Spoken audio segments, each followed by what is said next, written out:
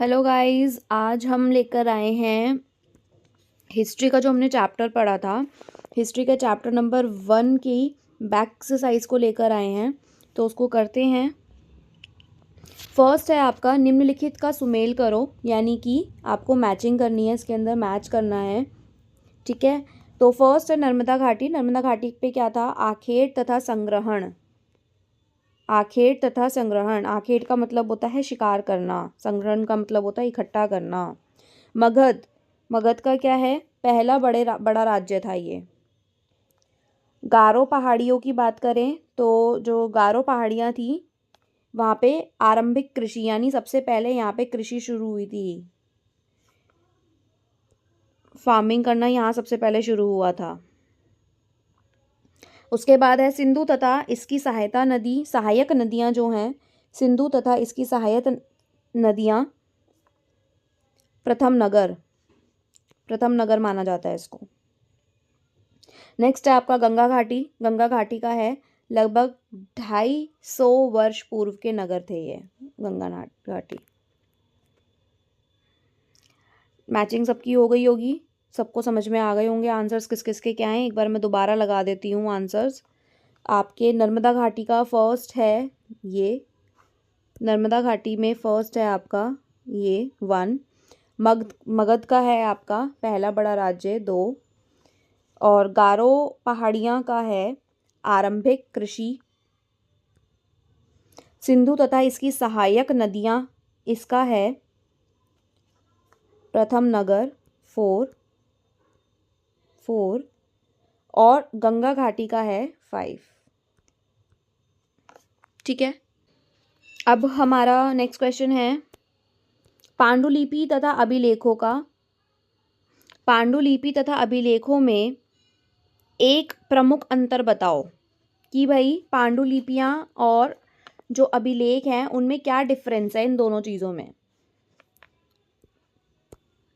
तो इनमें डिफरेंस है, पांडुलिपियाँ प्रायः ताड़पत्रों अथवा भोजपत्रों पर हाथ से लिखी जाती थी, जबकि अभिलेख जो थे वो पत्थरों या धातु जैसी कठोर सतहों पर उत्कीर्ण यानी खोद कर लिखा जाता था उन पर। ठीक है,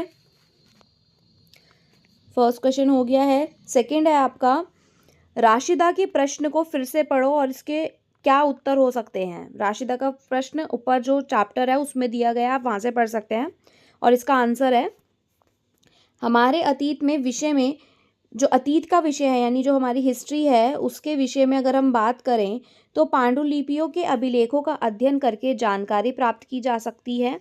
और इसके अलावा ईंट और पत्थरों से बनी इमारतों के अवशेषों, चित्रों, मूर्तियों, औजारों और हथियारों, बर्तनों तथा सिक्कों आदि के द्वारा भी जानकारियाँ मिलती हैं। उसने ये पूछा था उसमें कि जो वो होते हैं पुरातत्वविद होते हैं या फिर जो हमारी पांडुलिपियाँ और अभिलेख होते हैं, इनका अध्ययन करके क्या क्या हम जानकारियाँ प्राप्त कर सकते हैं। ठीक है, तो ये सारी जानकारियाँ हम प्राप्त कर सकते हैं। ठीक है, ये रहा आपका क्वेश्चन नंबर 2, ये रहा फर्स्ट।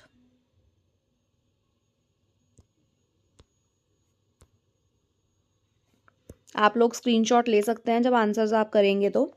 आपका थर्ड क्वेश्चन है पुरातत्वविद यानी जो आपके आर्कियोलॉजिस्ट होते हैं, पुरातत्वविद द्वारा पाई जाने वाली सभी वस्तुओं की एक सूची बनाओ। इनमें से कौन सी वस्तुएं पत्थर से बनी हो सकती हैं? तो पहले तो सूची बनानी है।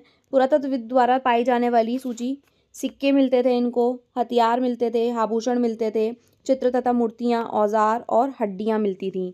ठीक है, इसके अलावा पत्थर तथा ईंटों से बनी हुई इमारतों के अवशेष भी इनको मिलते थे।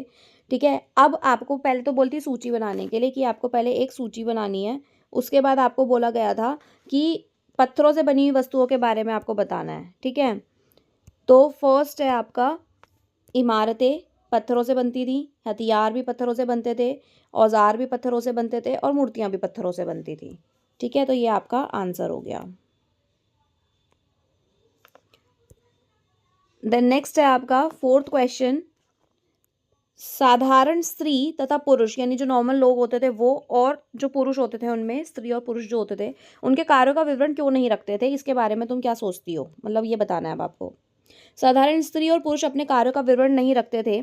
इसके निम्नलिखित कारण हो सकते हैं। साधारण स्त्री और पुरुष अपने कार्यों को इतना महत्वपूर्ण नहीं मानते होंगे कि उनका विवरण तैयार किया जाए। मतलब जैसे अब हम लोग हैं, हम लोग इतना अपने कामों को इतना स्पेशल नहीं मानते हैं कि भाई हम उसका विवरण दें। राजा लोग तो लड़ाई वगैरह करते थे, ये सब चीज़ें करते थे, इस वजह से उनको विवरण देना पड़ता था।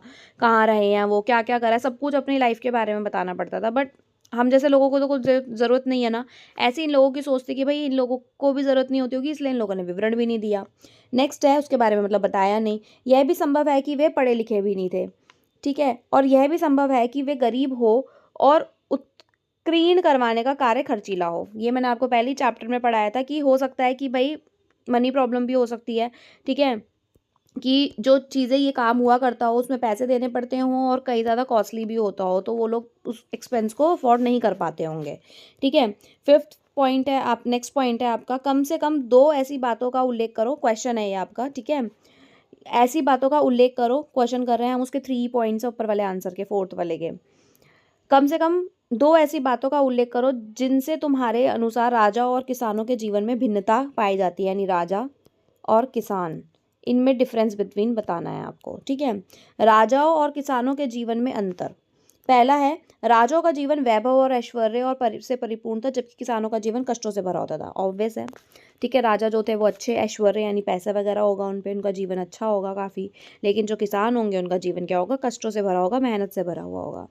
सेकंड पॉइंट है इसी आंसर का, राजा अपनी विजयों का लेखा जोखा रखते थे, जबकि किसान अपने कार्यों का लेखा जोखा नहीं रखते थे, क्योंकि वो साधारण इंसान थे, आम आदमी थे ये, इसलिए ये लोग अपने किसका नहीं रखते थे, अपनी किसी भी चीज़ का लेखा जोखा नहीं रखा करते थे। किसी भी जो भी काम ये कर रहे हैं उसका लेखा जोखा नहीं करते थे। इस वाले आंसर के ये 2 पॉइंट्स हैं। अब यहाँ से शुरू होता है आपका 6th क्वेश्चन। अतीत में पुस्तकें किन किन पर लिखी गई थी, तुम इनमें से किन पुस्तकों को पढ़ना पसंद करोगी। तो अतीत में पुस्तकें जो लिखी गई थी वो विषय कौन कौन से लिखे गए थे वो अब हम पढ़ते हैं। धार्मिक मान्यताओं पर लिखे जाते थे, जो भी हमारे रिलीजियस से जुड़ी हुई चीज़ें होती थी उसके बारे में बहुत इसमें होता था, ठीक है। और साथ में राजाओं के जीवन पर होती थी, वो तो बहुत सारी हैं, आज भी अकबरनामा वगैरह इतनी सारी चीज़ें हैं, ठीक है। औषधियों और विज्ञान पर लिखा जाता था, ये भी बहुत सारी चीज़ें हैं। महाकाव्य और कविताओं पर नाटक लिखे जाते थे। इसी के साथ ये एक्सरसाइज यहीं पे ख़त्म होती है।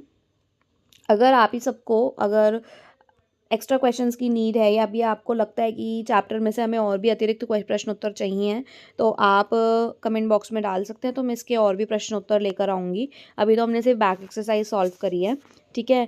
फिर हम चैप्टर्स के बीच में से भी क्वेश्चंस लेकर आएंगे। होपफुली कि आपको सभी आंसर्स बहुत अच्छे से क्लियर हो रहे होंगे, आप अच्छे से देख सकते हैं और इसका स्क्रीनशॉट ले सकते हैं।